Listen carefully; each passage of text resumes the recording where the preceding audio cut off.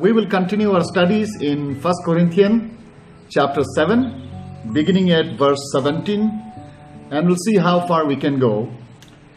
Paul is talking once again about the celibacy and about the married life.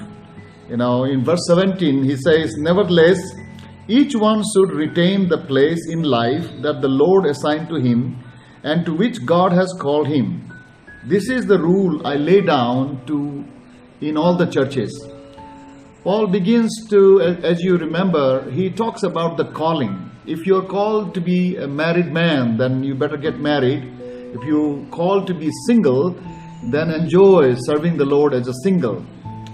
Then verse 18 to all the way verse 24, Paul is against any external or any cosmetic makeup for spirituality or for an acceptance as a true Christian.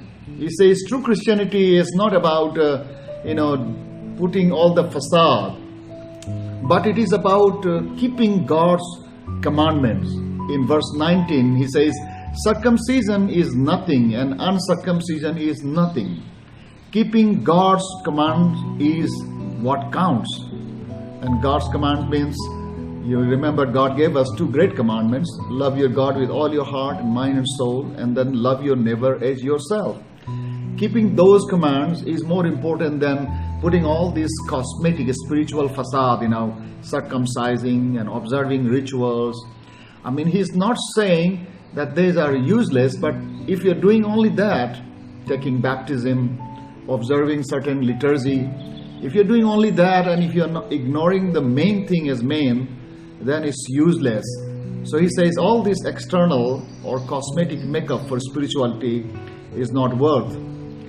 He goes on to also talk about different practices in the society. During the Paul's time, remember, in first century, slavery was a practice, a norm of life. And Paul says in verse 21, he says, "Were you a slave when you were called? Don't let it trouble you. Although if you can gain your freedom, do so." If you can get freedom from your master in a legal way, not by violent means, not by corrupt means, but in a right way, if you can gain your freedom, you should gain it. Paul is not in favor of slavery.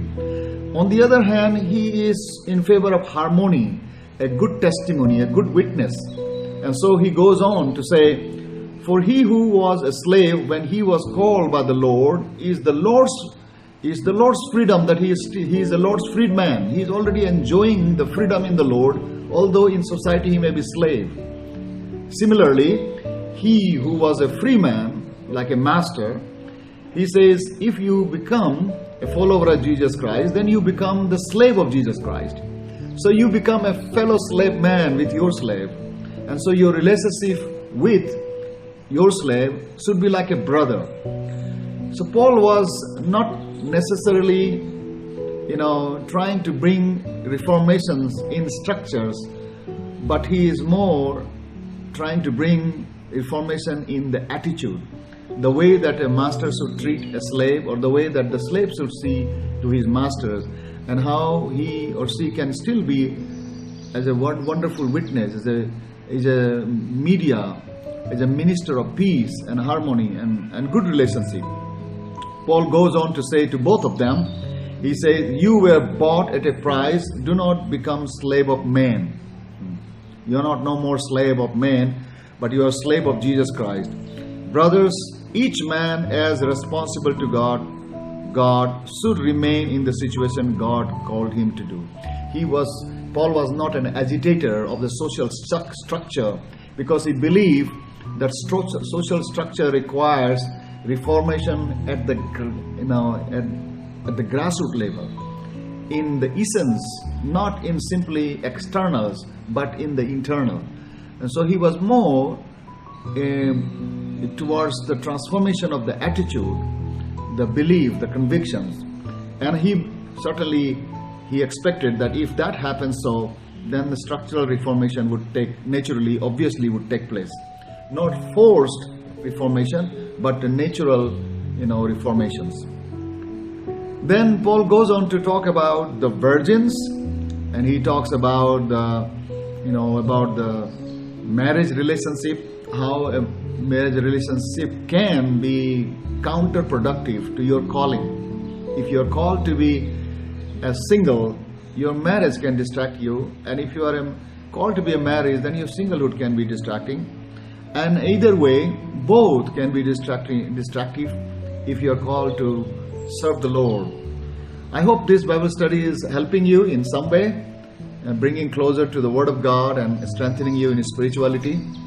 If you find that this is useful, please feel free to share with others, pass it to others.